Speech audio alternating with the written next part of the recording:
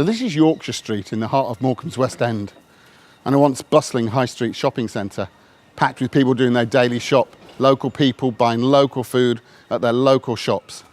These days, a much quieter affair, as you can see, hardly anyone around, and only a few shops like Edmondson's Fresh Fish still selling the same produce that they have done for 35 years as a family business, their famous Morecambe Bay potted shrimps. So what happened?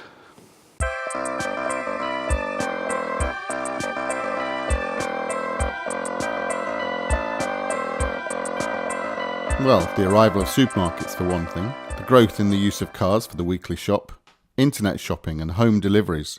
It's our busy, busy working lives and the public's demand for an ever-widening choice in global foods. All of these things, they've changed the way that our high streets look. So to find out just how much things have changed, I decided to knock on some doors, talk to some real people about the food in their homes. Just what are they buying now? Where does it come from? How does it get here? And at what cost?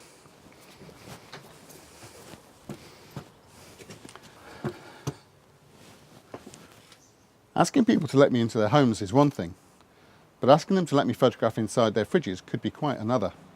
This could be very interesting.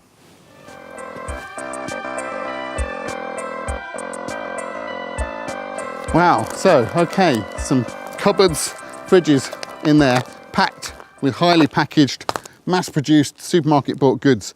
And look at the labels on here, see where some of these things have come from.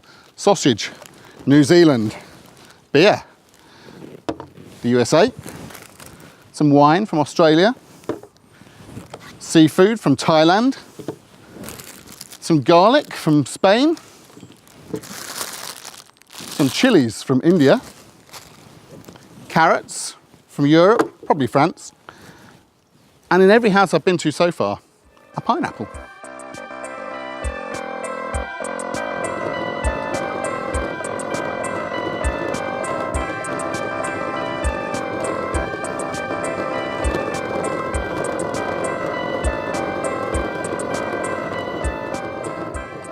I discovered around 75% of the pineapples found on our supermarket shelves come from Costa Rica. That's a crazy 5,000 miles away from Morecambe. Pineapple production in Costa Rica is a massive industry. The fruit is cultivated, transported first by truck, and then onto huge refrigerated container ships taking 7 to 10 days to travel those thousands of miles before being unloaded and then loaded again onto more trucks and trains before finally arriving in our shops and being sold for 69p. Cheap, yes, but production in Costa Rica is sadly rife with allegations of environmental damage, union busting, chemical poisoning and poverty wages. A quarter of all lorries on our roads carry food, and the sea and the air freighting of fruit and vegetables is a major contributor to greenhouse gas pollution. So our sweet tasting pineapple, perhaps leaving a bit of a sour aftertaste.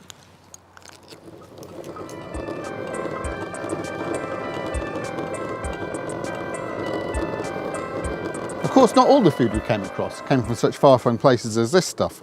I met people growing herbs in window pots, gooseberries and strawberries in their back gardens. And here, in the sprawling grounds of the West End and Heysham North Allotment Association, people are growing just about every conceivable vegetable and fruit you can think of. I've seen cabbages, leeks, potatoes, squash, strawberries and apples. You'll find people here growing all manner of fruit and vegetables, and there are even chickens allowed to roam freely, providing fresh eggs for their keepers. It's amazing. And produce grown here will likely travel less than a mile to reach our homes, and at a far less cost to the environment. It made me wonder, are there other green spaces near us that could be used to grow something? Morecambe's a coastal town, and that brings with it another rich supply of local produce, seafood. So I decided to visit Edmondson's Fresh Fish on Yorkshire Street in the West End. It's run by father and son team Ray and Paul Edmondson, who between them have been catching and selling local seafood for over 35 years.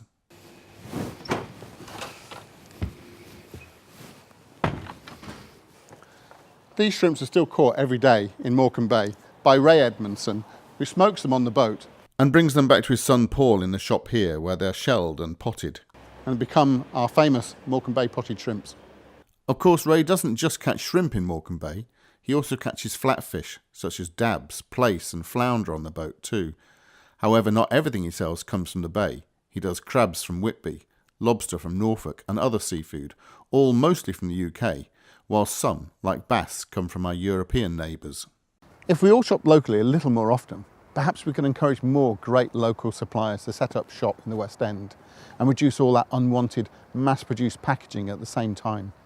Along the way, whilst I've been looking into the stories of where our food comes from, I've come across a relatively new phenomenon in the chain of events. Not only have our high streets changed because our shopping habits have changed, but we've also undergone some pretty significant economic changes too. In fact, it's not too much of a cliche to say that the rich are getting richer while the poor are getting poorer. In 2013, figures for this part of town showed that 1 in 3 children were already living in poverty. There are now 2 food banks in Morecambe, providing essential supplies to families in the West End. I visited one of them where they told me some pretty shocking figures. They told me they're already delivering 500 3-day emergency parcels to families in this part of town. That's 900 residents. Can we really allow that to go on in the 21st century?